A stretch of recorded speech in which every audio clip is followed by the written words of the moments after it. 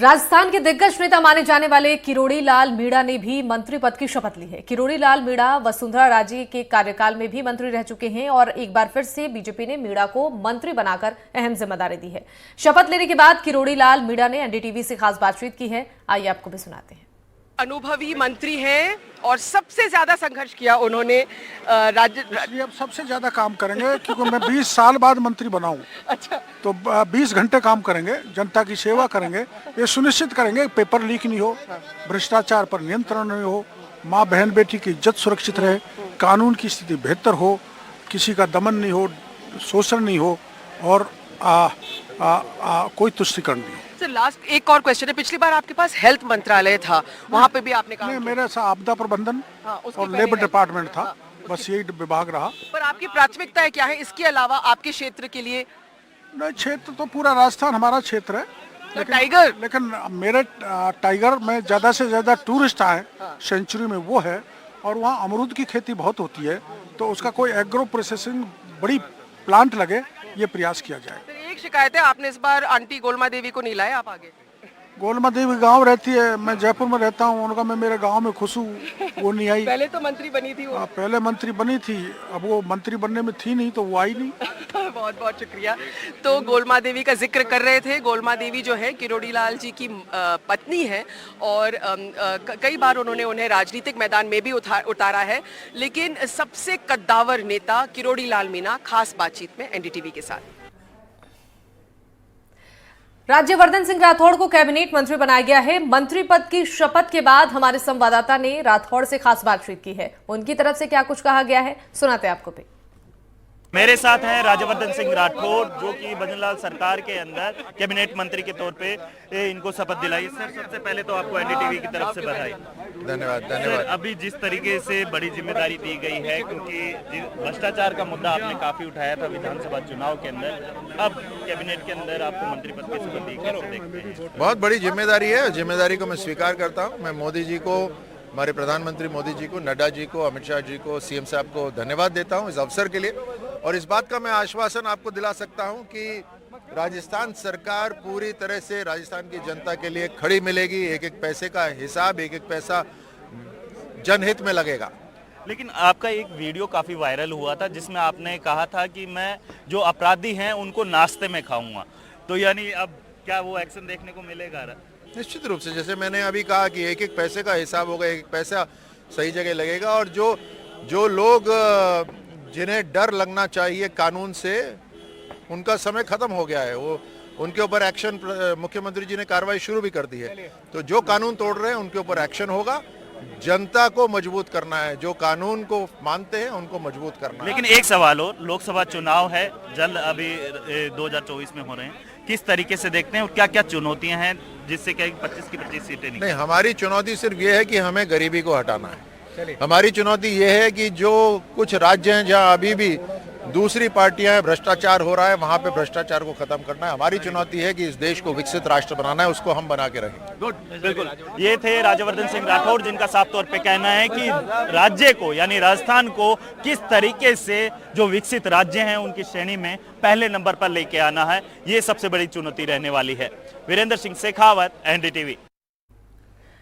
तो बाबूलाल खिराड़ी भी मंत्री बने हैं और पद की शपथ लेने के बाद हमारे संवाददाता ने बाबूलाल से खास बातचीत की है। उनकी तरफ से क्या कुछ कहा गया है, देखिए। बाबूलाल खिराड़ी, आपको लगता है कि कहीं ना कहीं वहाँ पर टूरिज्म का बहुत पोटेंशियल है? मतलब बहुत ही सुंदर जगह, मैं खुद गई हूँ झाड़ोल, काफी वहाँ पे गाँव में गई हूँ, तो बट टूरिज्म का बहुत पोटेंशियल है। उदयपुर के पास भी है, गुजरात का बॉर्डर भी है। निश्चित रूप से वहाँ पर राणा पूजा की जन्मस्थली भी है। कमलनाथ महादेव एक बहुत पुराना स्थान है, जहाँ पर ऐसा कहते हैं कि रावण ने वहाँ तपस्या की थी, ऐसा मानते हैं। वहाँ पर एक हमारे रामकुंडा है, जहाँ सीता, राम और लक्ष्मण वहाँ रहे थे, ऐसी मान्यता है। तो हम लोग वहाँ पर्यटक को डेवलप करने का प्रयास करेंगे, क्योंकि उनकी मांग भी है। बाबूलाल जी, एक चीज बताइए, वैसे जो ट्राइबल लोग हैं, जैसे आप लोग हैं, उनका रहन सहन बहुत सिंपल रहता है, तो आप कैसे रहेंगे मंत्री बन के? अब देखिए, वैसे रहेंगे, पहले थे वैसे ही रहेंगे, पहले थे वैसे ही, कोई अंतर। और ट्राइबल के लिए कुछ अलग करेंगे, ट्राइबल्स के लिए? जनजाति आगे बढ़ना चाहिए, वो पिछड़ा है, उनको मुख्य धारा में लाने का हम काम करेंगे।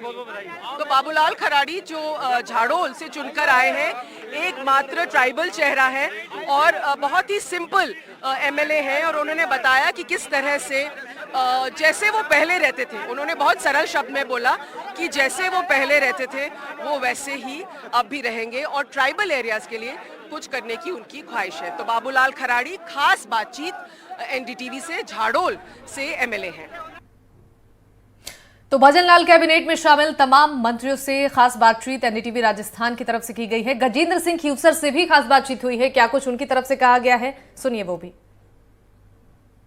So many congratulations, he is my dear friend। Gajendra Singh ji, बहुत बहुत आपको बधाई। और आप कई बार अब एमएलए बन चुके हैं, 3 बार, और तीसरी बार मंत्री भी। या। क्या प्राथमिकता रहेगी? पहले तो ऊर्जा विभाग था आपके पास। अब देखिए, अब जो भी चैलेंज होता है वो करेंगे। तो सुरेश सिंह रावत से भी मंत्री पद शपथ लेने के बाद एनडीटीवी राजस्थान की टीम ने बातचीत की है, क्या कुछ कहा है उन्होंने, दिखाते हैं आपको। पुष्कर से मंत्रिमंडल में जगह मिली है, विधानसभा है, उनको शायद अनुभवी नेताओं की जरूरत है जो फ्लोर मैनेजमेंट कर सके। आपको लगता है कहीं आप उनका वहां पर भी योगदान दे पाएंगे? देखिए, निश्चित रूप से जो पार्टी जिम्मेदारी देगी वो निभाएंगे। धन्यवाद। तो सुरेश रावत जो पुष्कर से जीत के आए हैं, उन्होंने बताया कि पुष्कर को डेवलपमेंट करना उनकी एक तरह से प्राथमिकता रहेगी। अब बारी है मंत्री झाबर सिंह खर्रा से खास बातचीत सुनाने की, क्या कुछ शपथ ग्रहण के बाद उन्होंने मीडिया से मुखातिब होते हुए कहा है, सुनिए जरा। हमारे साथ हैं शेखावाटी के झाबर सिंह खर्रा, जो कि मंत्री पद की शपथ लिए। पहले कैबिनेट मंत्री में लेने की बात चल रही थी, फिर राज्य मंत्री स्वतंत्र प्रभार और कैबिनेट मंत्री में कोई बहुत ज्यादा अंतर नहीं है।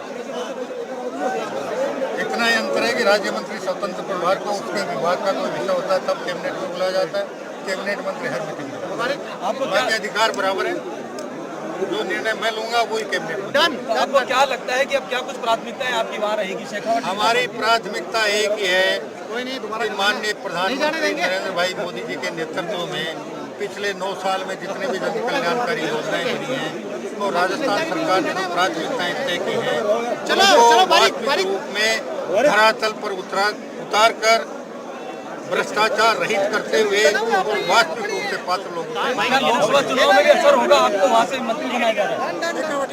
2024 के लोकसभा चुनाव में राजस्थान में 25 में से 25 सीटें भारतीय जनता पार्टी जीतेगी। देखिए, ये थे झाबर सिंह खर्रा, जिन्होंने स्वतंत्र प्रभार की जिम्मेदारी ली है, शपथ ली है और मंत्री बनने वाले हैं, और कह रहे हैं कि राजस्थान में जो अराजकता का माहौल था उसे खत्म करने का इनका पहला प्रयास होगा। मुबारक खान, एनडीटीवी, जयपुर।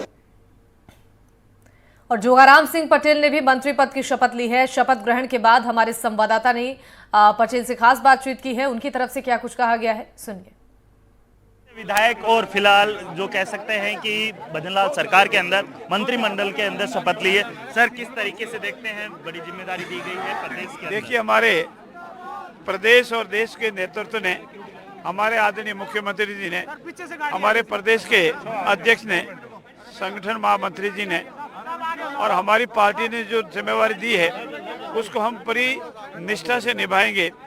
विकसित राजस्थान और विकसित भारत और सन 2047 तक विकसित भारत बने, उसके साथ विकसित राजस्थान बने, इस लक्ष्य को लेकर हम चले। फर्स्ट प्रायोरिटी क्या रहेगी, क्योंकि आपसे एनडीटीवी ने पहले भी सवाल किया था? जन सेवा पहली प्रायोरिटी रहेगी, जन सेवा, जनता की संतुष्टि। लेकिन एक सवाल और, लगातार जिस तरीके से आपसे एनडीटीवी ने कहा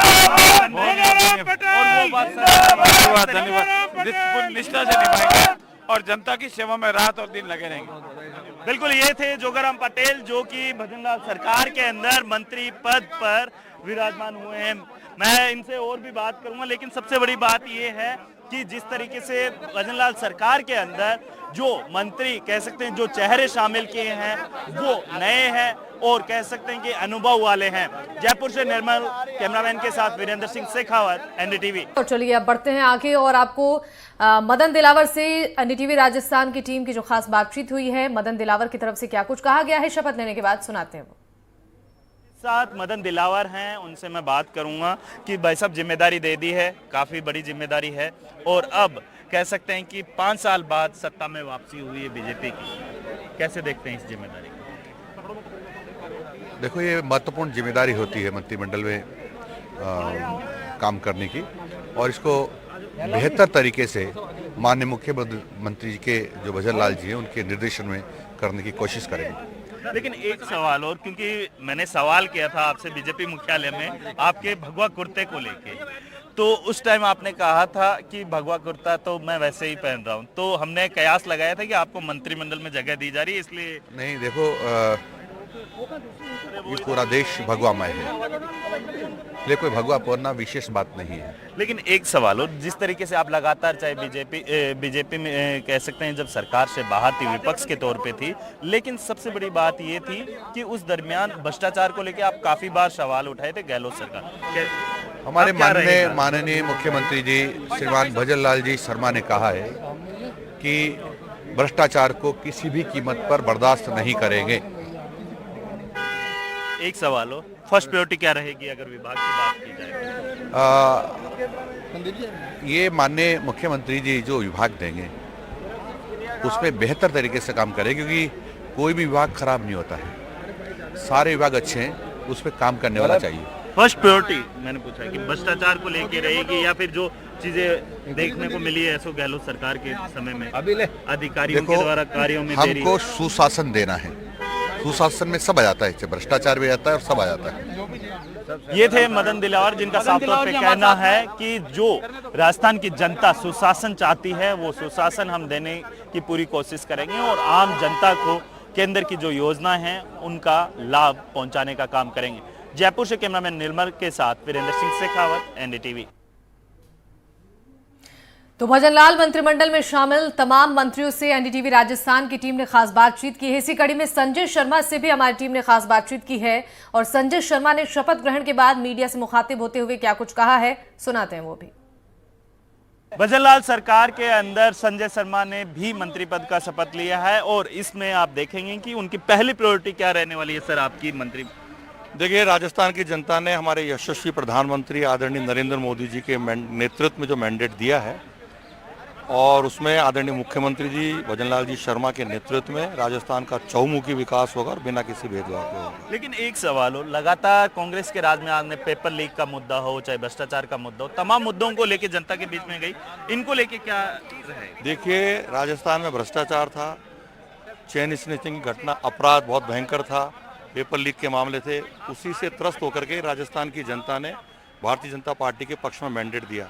आने वाले समय में राजस्थान में राम राज्य की स्थापना होगी, सुशासन कायम होगा। फर्स्ट प्रायोरिटी क्या रहेगी एज ए मंत्री के तौर पर? चहुमुखी विकास बिना किसी भेदभाव के। ये थे संजय शर्मा, जिनका साफ तौर पे कहना है कि राजस्थान को चहुमुखी विकास किस तरीके से करना है वो फर्स्ट प्रायोरिटी रहने वाली है।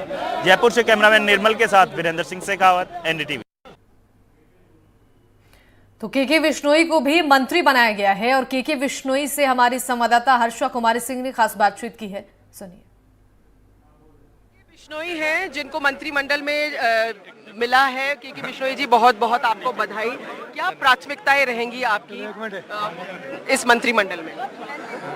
भारतीय जनता पार्टी सदैव अपने मैनिफेस्टो के ऊपर ही कार्य करती है और जो पिछले 5 वर्ष में कांग्रेस सरकार की फेल्योर रही थी, जो कुप्रबंधन रहा, हर तरीके से भ्रष्टाचार, खूब सारे विषय थे जो हम सड़क से लेके सदन तक जनता के बीच में भी लेकर के गए और जनता ने भरपूर सहयोग भी दिया और पूर्ण बहुमत की सरकार बनाई।